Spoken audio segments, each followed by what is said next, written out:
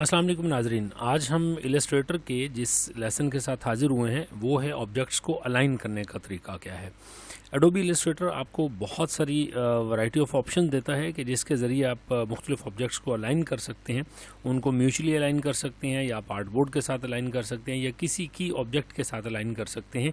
तो इन सारे ऑप्शंस को हम देखते हैं। अलाइन करने के इसमें मुख्तलिफ तरीके हैं। आप चीज़ों को डायरेक्टली माउस के साथ ड्रैग करके उसके दौरान भी अलाइनमेंट कर सकते हैं। सबसे पहले मिसाल के तौर पे मैं यहाँ पे आपको बताता हूँ कि ये एक ऑब्जेक्ट है जिसको मैं इसके साथ अलाइन करना चाह रहा हूँ।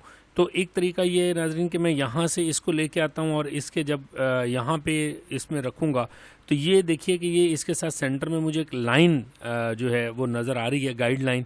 और ये गाइड लाइन मुझे बता रही है कि मेरा इस वक्त ये ऑब्जेक्ट जो है ये इसके बिल्कुल सेंटर में अलाइन है, क्योंकि इसी गाइड लाइन को इस वक्त अगर आप देखें तो ये 0 और 1 के दरमियान वाली जो रेड और वाइट वाली लाइन है, बॉर्डर लाइन, उसके ऊपर भी शो हो रही है। इसका मतलब है कि इस वक्त बिल्कुल आपस में अलाइंड हो गए। इसके लिए नाजरीन याद रखिएगा कि जिस वक्त आप यहाँ पे इन प्रॉपर्टीज़ में से देखें, मैंने किसी ऑब्जेक्ट को सिलेक्ट किए बगैर, यहाँ सब्जेक्ट कोई ऑब्जेक्ट आप सेलेक्ट करते हैं उसकी प्रॉपर्टीज़ आती हैं। आप किसी भी ऑब्जेक्ट को सिलेक्ट मत करें। यहाँ पे मैं खाली जगह पे क्लिक कर रहा हूँ तो यहाँ पे ये जो प्रॉपर्टीज़ हैं इसमें से मेरे पास ये गाइड्स जो हैं ये ऑन होती हैं। और इसमें से याद रखिएगा कि जिस वक्त मैं ये स्मार्ट गाइड्स ऑन करूँगा यहाँ से, उस वक्त ये मुझे नज़र आएंगे। अगर मैं इसको ऑन नहीं करता तो ये नज़र आएंगे, ये नहीं आएंगे नज़र। तो दूसरा तरीका इसका ये होता है कि आप यहाँ से इसको व्यू में से जाते हैं और व्यू के अंदर स्मार्ट गाइड्स को ऑन करते हैं, जहाँ पे शॉर्टकट भी की है इसकी लिखी हुई है, कंट्रोल यू के साथ आप इसको ऑन या ऑफ़ कर सकते हैं। सो ये अलाइनमेंट हमारी सिर्फ उस सूरत में होती है जिस वक्त हमारे पास स्मार्ट गाइड्स ऑन हो। इसको ना सिर्फ मैं इस साइड पे अलाइन कर सकता हूँ, बल्कि मैं अगर इसको इस साइड पे भी लेके आऊँ तो यहाँ पे भी देखिए कि ये मेरे पास इस साइड पे भी इसके मिड में इसके लाइन आ रही है, जिसके साथ मैं इसको लेफ़्ट टू राइट या ये जिसको हॉरिजॉन्टल या वर्टिकल दोनों साइडों पे आप इसको अलाइन कर सकते हैं। ये तो नाजरीन एक इसका जेनेरिक तरीका कह लें आप। बाय डिफ़ॉल्ट इसके अंदर ये गाइड्स ऑन होती हैं, आप इसके तरीके से इसको मुख्तलिफ़ चीज़ों को अलाइन कर सकते हैं। दूसरा तरीका इसका ये होता है, यहाँ पे मैंने इसको अलग कर दिया और इन दोनों ऑब्जेक्ट्स को मैं सिलेक्ट करता हूँ और अब मेरे पास यहाँ पे अलाइन के ऑप्शन आ रहे हैं। और यहाँ से मैं अगर इसको ये टॉप अलाइन करता हूँ तो ये टॉप से दोनों अलाइन हो जाते हैं। और इसी तरह अगर मैं यहाँ पे देखिए मैं बॉटम से अलाइन करूँ तो ये इस वक्त ये बॉटम से भी अलाइन हो जाएंगे।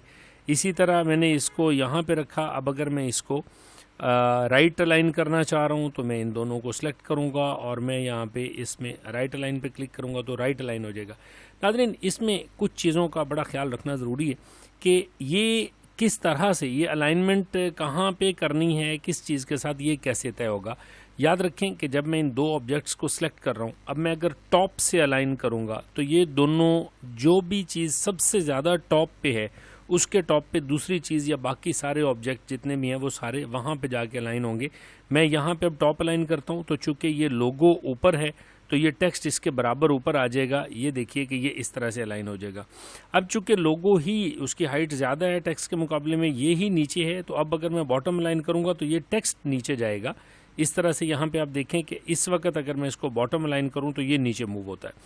लेकिन इसी तरह आप देखिए कि अगर मैं राइट अलाइन करता हूँ तो इन दोनों में से ये मैंने सेलेक्ट किए, तो चूँकि टेक्स्ट ज़्यादा राइट साइड पे है, लोगो लेफ़्ट साइड पे है, तो राइट अलाइन करने पे ये लोगो जो है ये राइट साइड पे मूव होके आएगा। ये देखिए इस तरह से। और अगर मैं इसकी बजाय इसी तरह रखूं और इसको लेफ़्ट अलाइन करने की बात करूं तो चूँकि लोगो ज़्यादा लेफ़्ट पे है, लिहाजा टेक्स्ट भी मेरा मूव होके इसी तरह लेफ़्ट साइड पे चला जाएगा। सो ये इसके उसूल है। अब फ़र्ज़ करें इसी तरह हम इन दोनों को सेंटर अलाइन करना चाह रहे हैं, तो सेंटर अलाइन में क्या होगा कि ये आधा फासला ये तय करके आएगा और आधा फासला ये तय करेगा, और इस तरह से आप इन दोनों को यहाँ पे इस तरह सेंटर अलाइन कर लेंगे। सो ये तो हो गया कि आप दो ऑब्जेक्ट्स को अगर इकट्ठा सेलेक्ट करके, दो या दो से ज़्यादा ऑब्जेक्ट को सिलेक्ट करके उनको अलाइन करते हैं तो जहाँ पे भी आप अलाइन कर रहे हैं, राइट अलाइन कर रहे हैं तो सबसे ज़्यादा राइट ऑब्जेक्ट जो है उसके साथ सारे अलाइन होंगे। लेफ़्ट करेंगे तो सबसे ज़्यादा लेफ़्ट पे, इसी तरह टॉप और बॉटम। और अगर सेंटर या मिडल अलाइन करेंगे तो उस सूरत में वो सारे के सारे मूव करके सेंटर या मिडल वाली साइड पे आते हैं। अब फ़र्ज़ करें कि मैं ये चाह रहा हूँ कि ये लोगो जिसको मैं ऑलरेडी इस टेक्स्ट के साथ यहाँ पे मैं इसको लेफ़्ट अलाइन कर लेता हूँ कि ये मेरा टेक्स्ट पहले ही लेफ़्ट अलाइन है। अब मैं इसके साथ इसको अलाइन करना है, और ये जो मेरा टेक्स्ट है ये फ़र्ज़ करें इस साइड पे लेफ़्ट हो जाए। अब मैं अगर इन दोनों को सिलेक्ट करूं तो गलती क्या होगी कि मेरा लोगो मूव करेगा, जबकि मैं टेक्स्ट को मूव करना चाह रहा हूं। मैं इसको अंडू करता हूं कंट्रोल Z के साथ, और अब देखें इसका तरीकाकार क्या होगा कि मैं अगर ये चाहूं कि ये टेक्स्ट जो है इस साइड पे आए, मैं इसको दोनों को सिलेक्ट करूंगा, और अब मुझे इस ऑब्जेक्ट को जिसके साथ मैं अलाइन करना चाह रहा हूँ, यानी जिसको मैं की ऑब्जेक्ट बनाऊंगा ये वाला, इसका सारी सिलेक्शन के बाद आप दोबारा एक दफ़ा यहाँ पे क्लिक कर दें। अब देखें कि इसके इर्द गिर्द आपको ये गहरा ब्लू रंग का बॉक्स बॉर्डर नज़र आ जाएगा, ऊपर इसमें सिलेक्शन नज़र आ रही है। अब अगर मैं इसको देखें तो ये मेरा की ऑब्जेक्ट बन गया। अब अगर मैं राइट अलाइन भी इसको करता हूँ तो ये नीचे वाला सारा टेक्स्ट इसकी तरफ मूव करेगा, राइट अलाइन होगा, जबकि ये अपनी जगह पे स्टेबल रहेगा। इसी तरह अगर मैं सेंटर अलाइन करता हूँ तो की ऑब्जेक्ट अपनी जगह से मूव नहीं करेगा, और बाकी सारे के सारे ऑब्जेक्ट आपके उसके साथ मूव करेंगे। इसी तरह यहाँ पे भी हमारे पास यही है। फ़र्ज़ करें ये हमारा टेक्स्ट जो है ये इस साइड पे हो गया, और अब हम इसको इसके साथ अलाइन करना चाह रहे हैं। तो यहाँ पे अब आपने, अगर मैं यहाँ से सबको सिलेक्ट करके सेंटर अलाइन करता हूँ तो प्रॉब्लम ये आएगी कि ये सारी की सारी चीज़ें आपस में, यानी ये टेक्स्ट भी मेरा यहाँ पे देखिए ये सारा मूव होके आपस में सेंटर में हो जाएगा, लेकिन ये नीचे से इसकी सेंटर अलाइनमेंट ख़राब हो जाएगी। मैं कंट्रोल Z कर रहा हूँ, और अब मुझे क्या करना है कि मैं इस एक ऑब्जेक्ट पे क्लिक करता हूँ, ये मेरा की ऑब्जेक्ट बन जाता है। अब मैं यहाँ पे सेंटर अलाइन करता हूँ तो सारे का सारा टेक्स्ट मेरा इसी तरह सेंटर अलाइन हो जाएगा। इसी तरह याद रखिए ये वाला लोगो है, इसको मैं टेक्स्ट के साथ टॉप से और राइट साइड से अलाइन करना चाह रहा हूँ, तो ये सारा मेरा इकट्ठा ऑब्जेक्ट है, ये अलग है। मैं इन दोनों को सिलेक्ट करता हूँ, साथ मेरा ये रेड एरिया सिलेक्ट हो रहा है, लिहाजा मैं इस पर शिफ्ट के साथ इसको डी सिलेक्ट कर लेता हूँ। या दूसरा तरीका ये होता है टेक्स्ट को सिलेक्ट करें और इसके साथ आप शिफ्ट दबा के मैं इस पर क्लिक करता हूँ तो ये दोनों सिलेक्ट हो जाएंगे।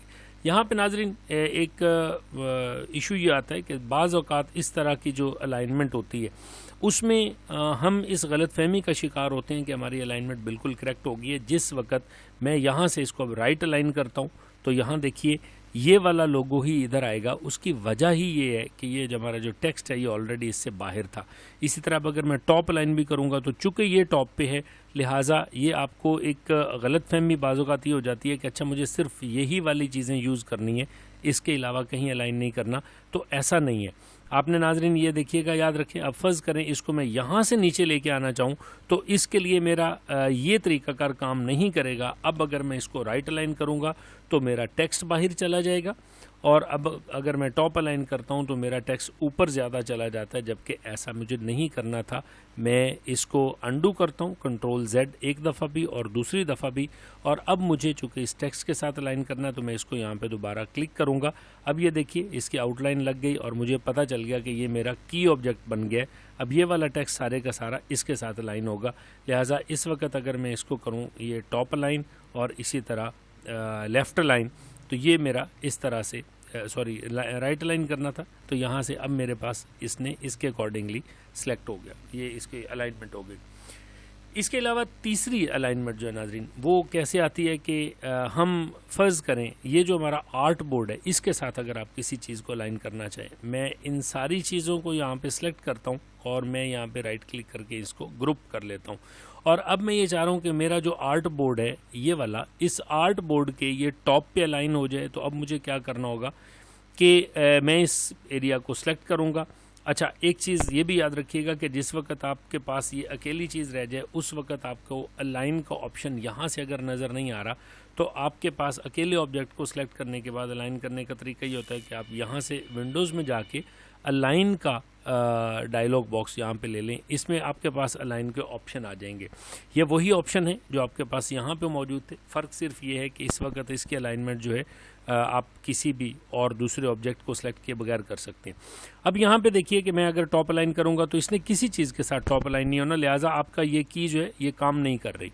अब हमने ये देखना है कि हम किस चीज़ के साथ अलाइन करना चाह रहे हैं। अगर हम इसको इस आर्ट बोर्ड के साथ अलाइन करना चाह रहे हैं तो मैं यहाँ से इसको खोल लूँगा अलाइन टू, और अब मैं करूँगा अलाइन टू आर्ट बोर्ड।